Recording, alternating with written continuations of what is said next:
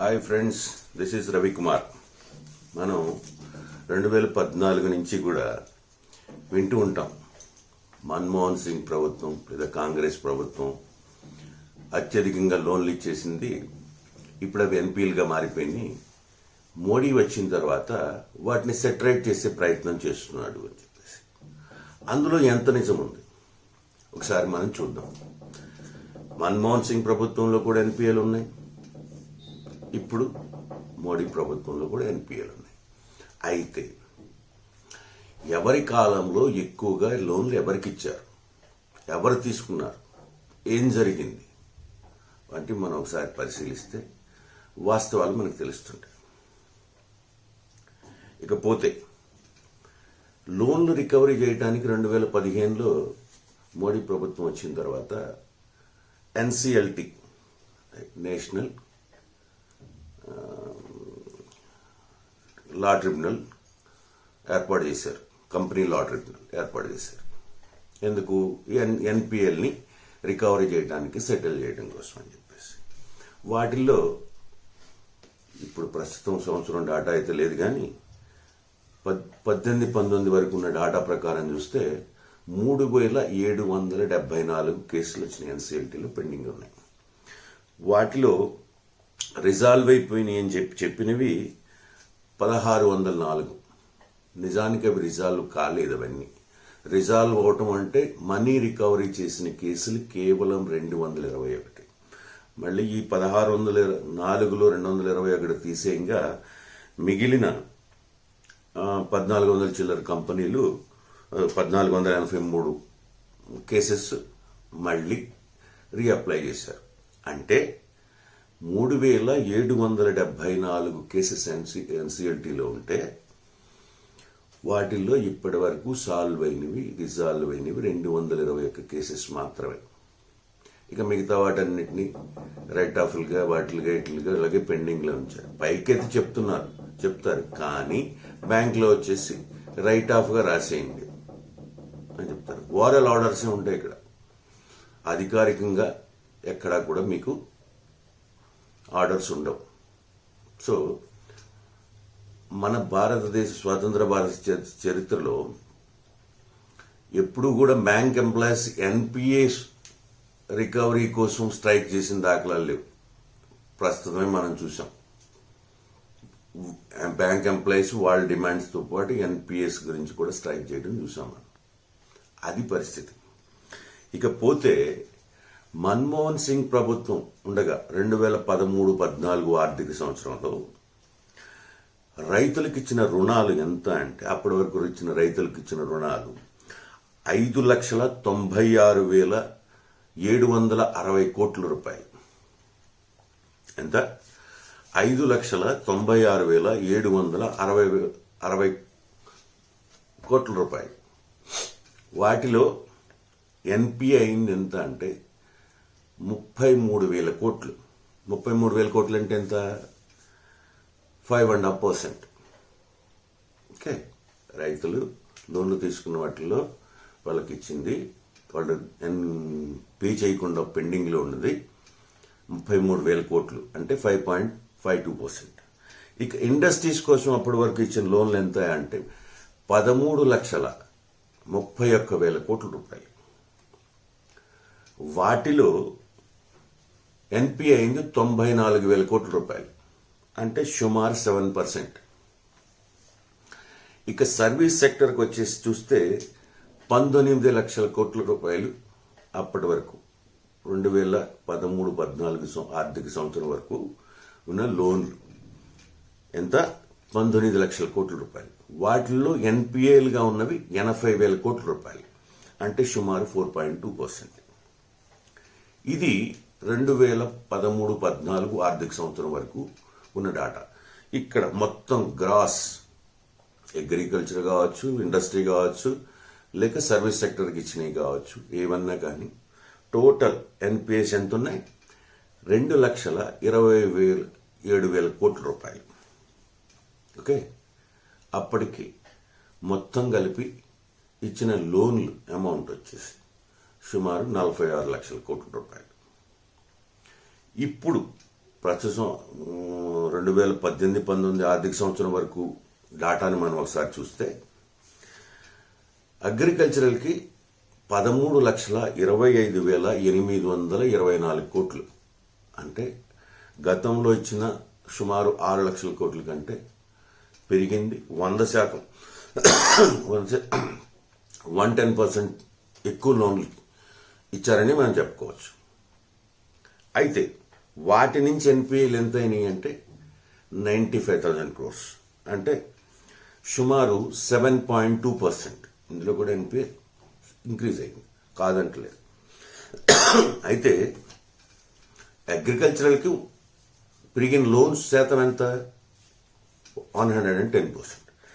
ఇండస్ట్రీకి వస్తే, ఇండస్ట్రీకి 2013-14 సంవత్సరంలో 13,31,000 కోట్లు ఉన్నది.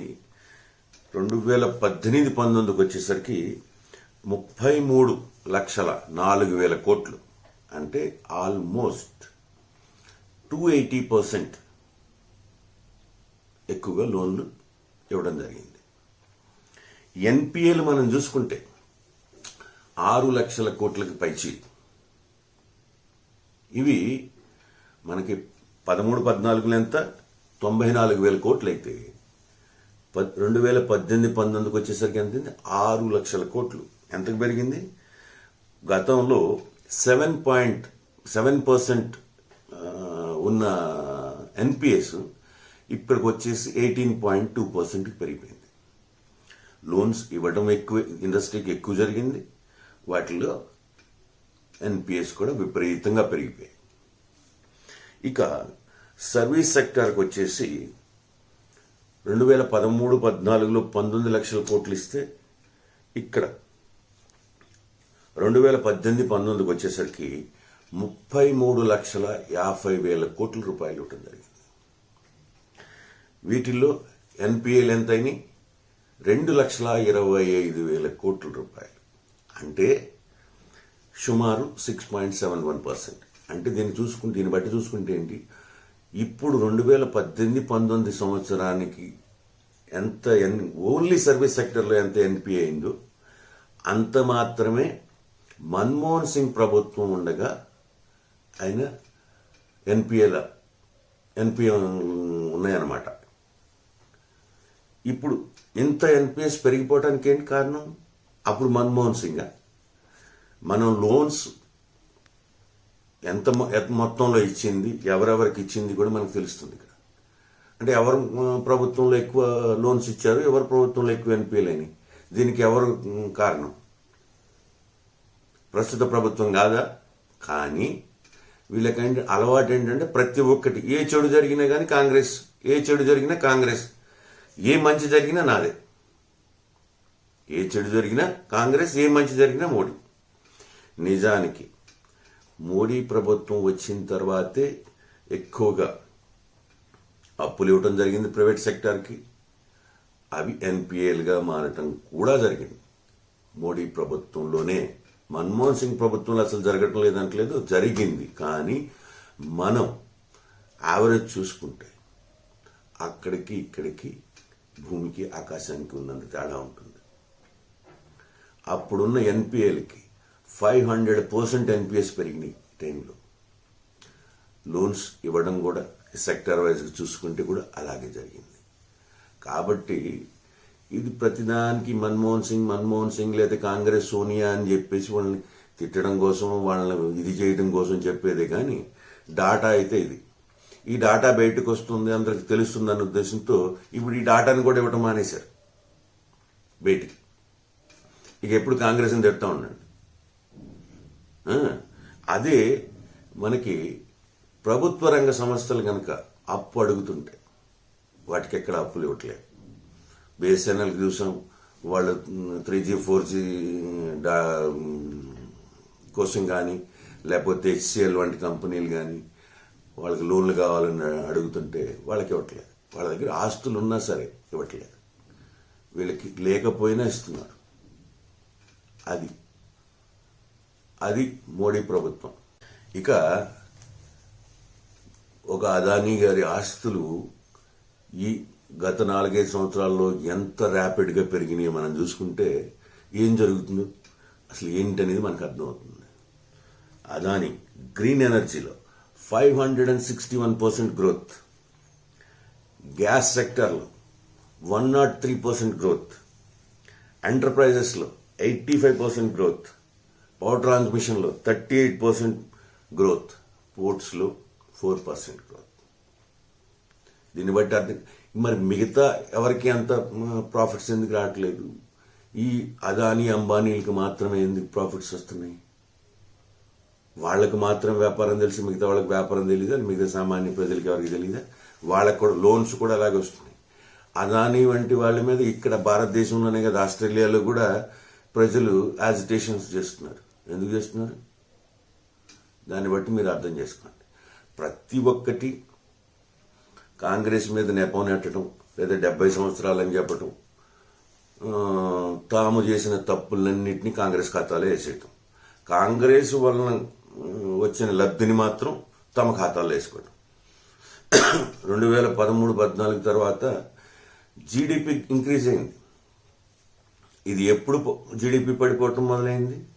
ఈ నోట్ల రద్దు, జిఎస్టీ వంటివి తీసుకొచ్చిన తర్వాత మనకి జీడిపి పడిపోవటం మొదలైంది.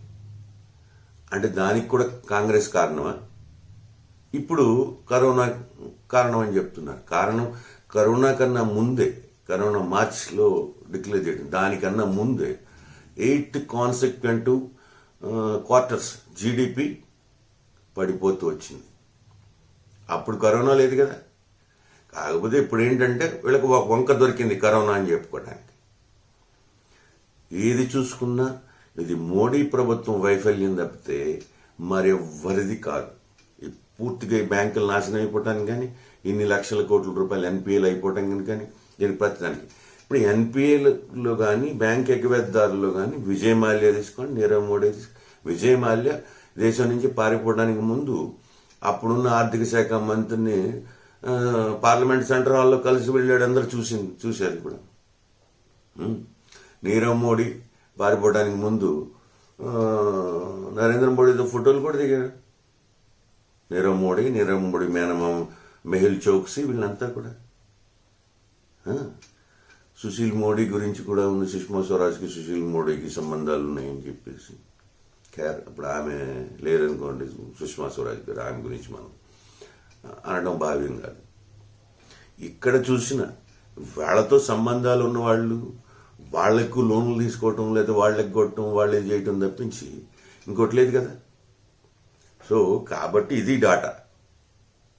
దీన్ని బట్టి మీరు అర్థం చేసుకోండి. ఎవరి కాలంలో ఎక్కువ లోన్లు ఇవ్వబడిని వెనక ముందు చూసుకోకుండా, ఎవరి దగ్గర ఎన్పిఏలు ఎక్కువ ఎవరి కాలంలో జరిగింది, ఎవరు రికవరీ కాకుండా ఆపుదలు చేస్తున్నారు, దాని కారణంగా బ్యాంక్ ఎంప్లాయీస్ స్ట్రైక్ కూడా చేస్తామంటున్నారు. దీన్ని బట్టి మీరు అర్థం చేసుకోవచ్చు ఎవరిని ఏమి చేస్తున్నారు అని చెప్పేసి. So this is friend. ఈ వీడియో మీకు నచ్చినట్టయితే లైక్ చేయండి, కామెంట్ చేయండి, మీ ఫ్రెండ్స్ దగ్గర షేర్ చేయండి. Thank you.